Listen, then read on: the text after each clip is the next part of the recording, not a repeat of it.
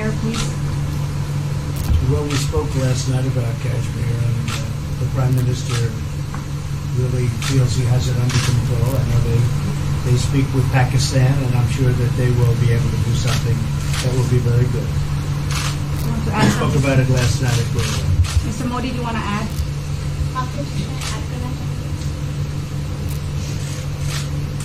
भारत और पाकिस्तान के बीच कई बायलैटरल इश्यूज हैं और पाकिस्तान के प्रधानमंत्री के चुनाव के बाद जब मैंने उनको टेलीफोन किया था तब मैंने उनसे कहा है कि पाकिस्तान को भी गरीबी के खिलाफ लड़ना है, भारत को भी गरीबी के खिलाफ लड़ना है, पाकिस्तान को भी अशिक्षा के खिलाफ लड़ना है, भारत को भी अशिक्षा के खिलाफ लड़ना है, पाकिस्तान को भी बीमारी के खिलाफ लड़ना है, भारत को भी बीमारी के खिलाफ लड़ना है।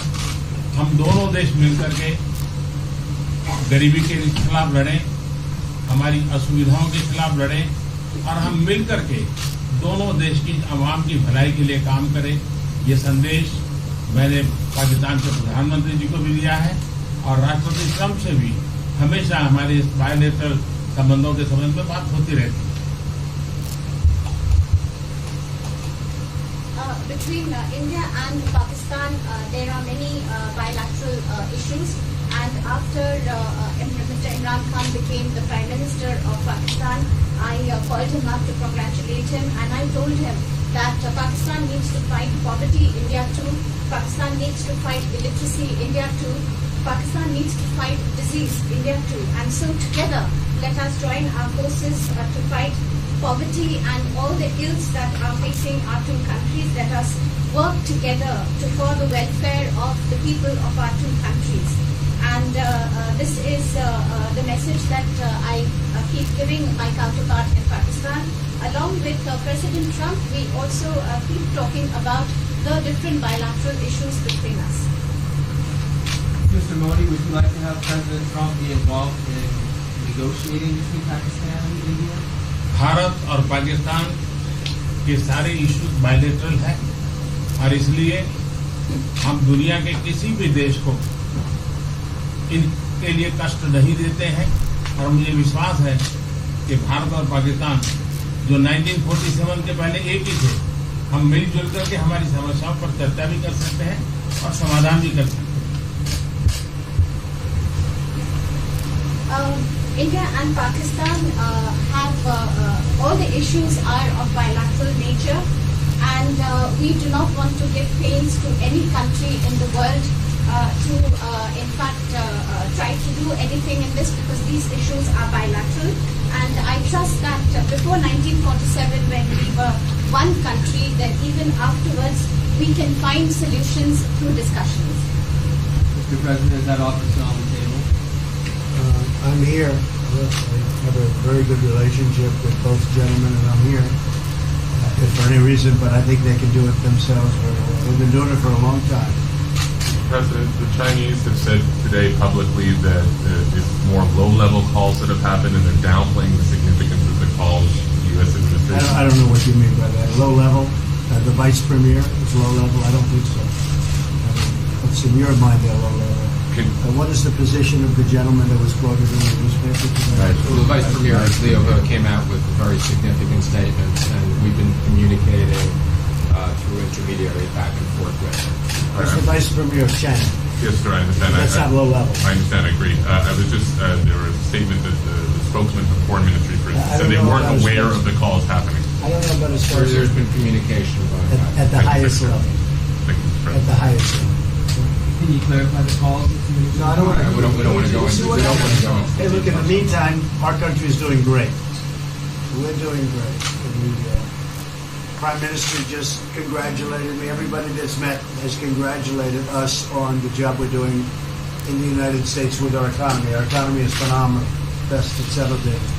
And that's despite the trade deals. And when the trade deals get done, like we did with Japan yesterday, we did a really big, tremendous trade deal with Japan. And we have others coming. We're negotiating now in earnest with the European Union because they want to do that. They want to do that, and I do too. So we have. When we get these deals done, our country will be transformed. I mean, it'll be monetarily transformed. It's such a difference between the horrible, horrible one-sided deals that we had in the past.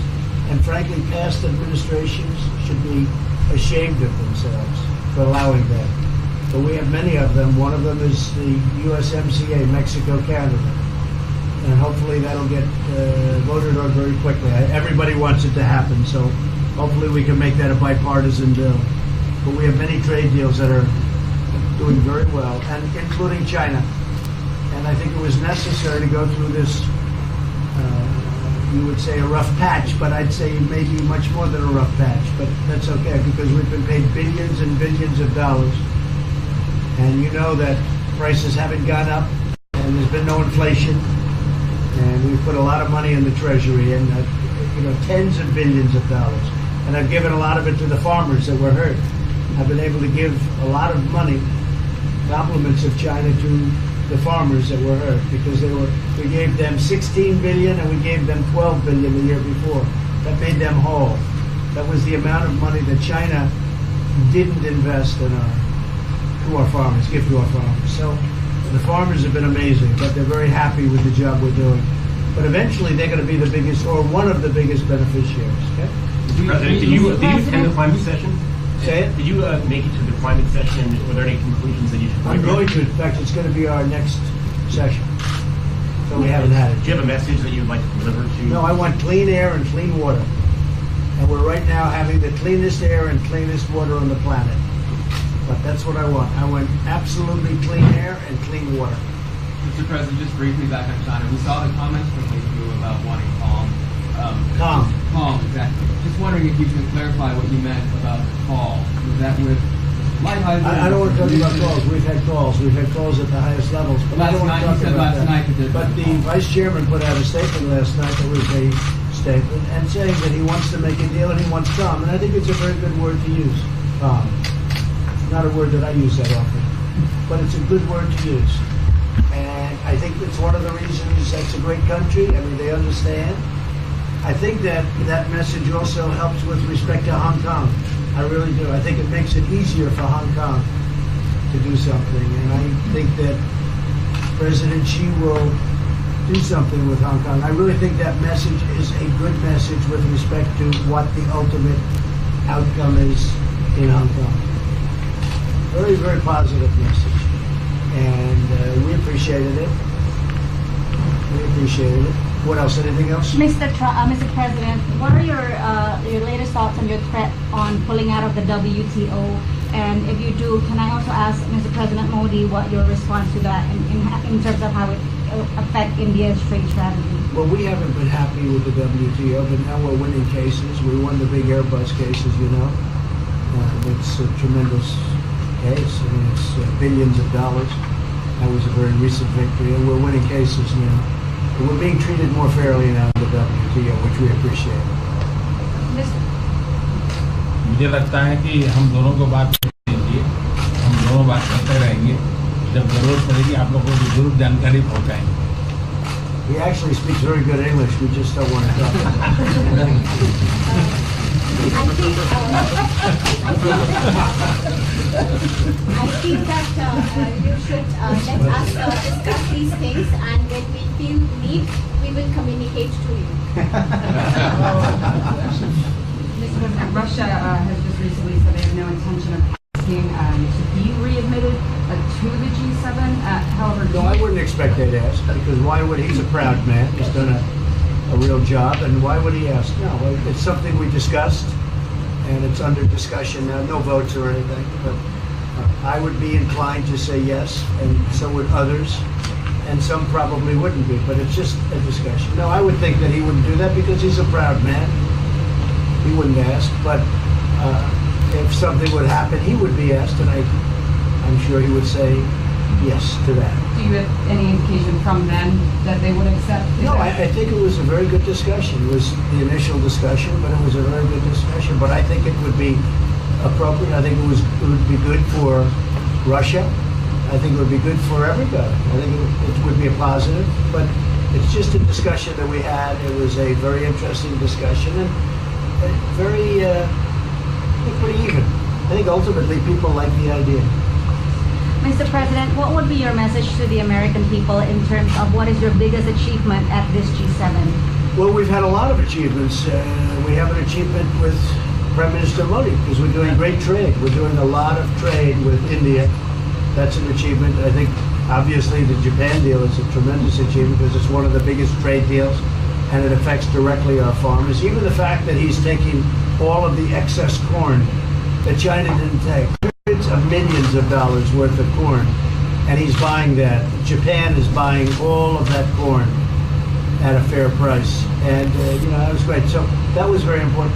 I also think that unity is very important. We had a very good, despite you read the newspaper stories, the stories bear no resemblance to what's taking place. You saw me with Chancellor Merkel. You saw me with all of them. The relationship is great. We have 7 nations. In addition to that, we have other nations like India and others that came in. Australia came in, Scott. We have a lot of people came in. And I'll tell you that it's been total unity. What would be the area of most unity, There's been sir? no dissension. There's been no fights or arguments. There's been no anything. I mean, there's been great unity here. And honestly, the papers haven't reported how good it's been.